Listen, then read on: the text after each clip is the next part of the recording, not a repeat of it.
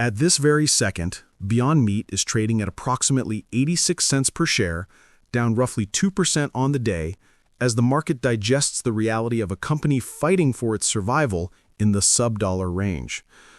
When you see a ticker like BYND, once the darling of Wall Street, trading at triple digits, languishing at 86 cents, it elicits a visceral reaction.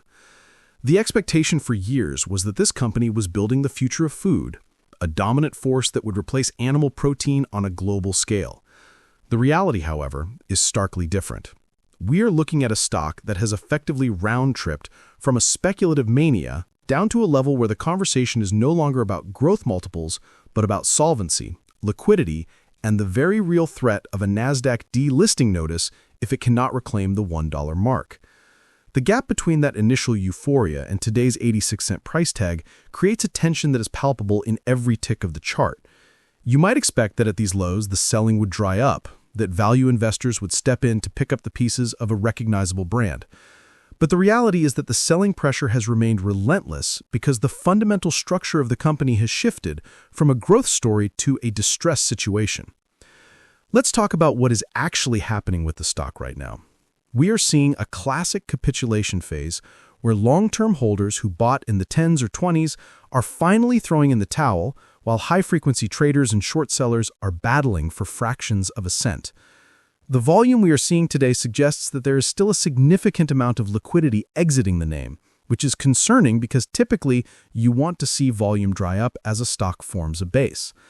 Instead, we are seeing elevated volume on down days, which implies that institutions are still distributing shares, or perhaps more accurately, that the recent dilution, which we will get into shortly, has flooded the market with so much supply that there simply aren't enough buyers to soak it up. The intraday action is choppy, characterized by brief pops that are immediately sold into, a hallmark of a stock where the path of least resistance remains lower. When a stock breaks below $1, the psychology changes completely. It becomes a penny stock, not just in price, but in how it is treated by risk management desks at major firms. Many institutional funds have mandates that prevent them from holding securities priced under $5, let alone under $1. This creates forced selling pressure that has nothing to do with the company's news cycle and everything to do with compliance rules.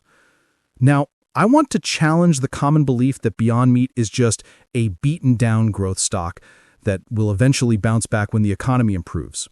The contrarian take here, the one that forces you to rethink the entire thesis, is that the market is currently pricing Beyond Meat not as a going concern, but as a restructuring candidate. The expectation is that the brand has value.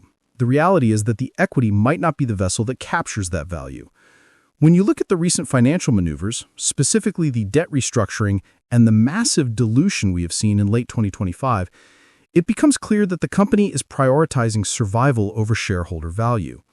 They have increased the share count dramatically to pay down debt and keep the lights on.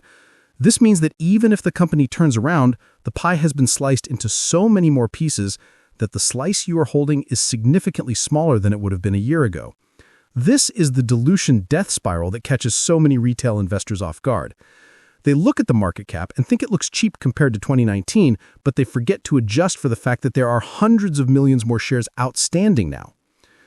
The recent price action has been heavily influenced by the Q3 2025 earnings, which were, frankly, a disaster. We saw net revenues come in at around $70 million, a double-digit decrease year over year. The expectation was that by 2025, inflation would have cooled enough for consumers to return to premium alternative proteins. The reality is that consumers have permanently adjusted their behavior. They are trading down to cheaper animal proteins or cheaper plant-based alternatives, leaving Beyond Meat in a precarious, premium position with no pricing power. The company also took a massive non-cash impairment charge related to its long-lived assets. In plain English, this means they admitted that the factories and equipment they bought years ago are worth far less than they were listed on the books. This is a capitulation by management, an admission that the demand they forecasted simply did not materialize. The stock dropped over 20% on that news alone, and it hasn't really recovered since. We're seeing a stock that is drifting without a catalyst, and in this market environment, drift usually leads to further downside. Let's pivot to the short side of this trade because this is where the immediate action is. You need to understand that shorting a stock at 86 cents is a dangerous game. Yet short interest in BYND remains elevated. Why would someone short a stock that has already fallen 99% from its highs? The answer lies in the bankruptcy thesis. If a stock goes to zero, a short seller makes 100% profit regardless of whether they entered at $100 or $1. The persistence of short sellers here indicates that smart money believes there's still a significant risk of a credit event or a complete wipeout of equity holders. We are seeing borrow fees that fluctuate, but generally, it is expensive to short this name, which suggests high conviction from the bears. However, this also creates a coiled spring scenario. If Beyond Meat were to announce a surprise partnership, a buyout rumor, or even just a quarter of less bad news, the rush to cover these cheap shorts could trigger a violent squeeze. At 86 cents, a 10-cent move is a 12% gain or loss. This volatility is attractive to day traders, but terrifying for long-term investors. I want you to pause right now and comment below. Do you think the short sellers are right to keep pressing their bets at these levels, or are they getting greedy in front of a potential turnaround? I really want to see what the sentiment is out there because the online discourse is incredibly polarized between the zero or hero camps. Actionable insight on the short selling front. Watch the days to cover ratio. With the volume we are seeing, if the days to cover starts to creep up above 10 or 12, it means the exit door is getting smaller for the shorts. And also keep an eye on the fail to deliver data. Stocks in this price range often see spikes in FTDs, which can signal naked shorting or simply liquidity issues in the lending market. If you see a spike in FTDs on the SEC reports, it often precedes a forced buy-in rally. But be careful. Chasing a short squeeze on a company with fundamental solvency issues is like picking up pennies in front of a steamroller. The short sellers are betting on the debt wall. Beyond Meat has convertible notes maturing in 2027. While they have done some exchanges to push out maturities to 2030, the overall debt load is still suffocating relative to their cash flow. They are burning cash from operations, meaning they are spending more to run the business than they are bringing in from selling burgers. This is unsustainable.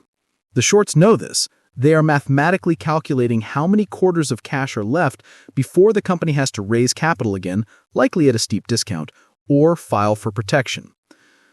We need to discuss the massive dilution that occurred recently.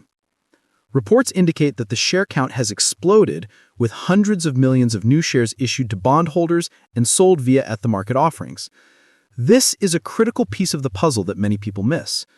When you see the price at 86 cents, you might think the market cap is tiny, but because the number of shares has tripled or quadrupled, the market cap is actually higher than the price would suggest. This phantom valuation traps investors who look at historical price charts without adjusting for the dilution. The company is effectively printing shares to pay its bills. This puts a permanent lid on the stock price because every time the stock rallies, the company or the bondholders who converted to equity will likely sell into that strength to raise cash. It creates a situation where rallies are meant to be sold, not bought. Let's look deeper at the business model itself. Beyond Meat's problem isn't just financial, it's existential. The premise was that they were a technology company, not a food company. They spent heavily on R&D to create a product that mimics meat, but the market has decided to value them as a packaged food company, and a struggling one at that. Packaged food companies typically trade at much lower multiples than tech companies. Furthermore, the health halo that surrounded plant-based meat has slipped. Questions about processing levels, ingredient lists, and sodium content have eroded the health argument for many consumers. While the products have improved in taste, the Beyond 4 platform is arguably their best yet, the consumer sentiment has shifted. We see this in the Reddit discussions and Twitter threads. 3 years ago, people were posting pictures of their Beyond burgers with pride. Today, the sentiment is a mix of frustration from bag holders and skepticism from former customers who have moved on. The novelty is worn off, and now the product has to compete strictly on taste and price against beef, chicken, and other plant-based competitors. And right now, it is losing that battle on the price front. Macroeconomic pressures are the final nail in the coffin for the current trend. We are in an environment where grocery prices are high. The average shopper is price-sensitive. When they stand at the meat case, and they see ground beef for $5 a pound and Beyond Beef for $8 or $9, depending on the retailer and discounts, the choice becomes economic, not ideological. The flexitarian demographic, the meat eaters who occasionally eat plant-based, was supposed to be the massive addressable market. But these are the first people to drop the product when budgets get tight. The die-hard vegans were never enough to support a multi-billion-dollar valuation. Beyond Meat needed the masses, and the masses have pulled back. This macroeconomic headwind is not something the company can fix with a new recipe or a marketing campaign. It requires a shift in the broader economy or a massive reduction in their own production costs to reach price parity. So, where do we go from here? What are the future scenarios for this 86-cent stock? Scenario A is the zombie scenario. The company continues to dilute shareholders to pay interest, the stock drifts between 50 cents and $1, and they eventually execute a reverse stock split to stay listed on the NASDAQ. This is a common path for fallen angels. A reverse split, say 1 for 10, would bring the price back to $8 or $9, but it wouldn't change the fundamental value. It would just reduce the share count and likely invite more short sellers.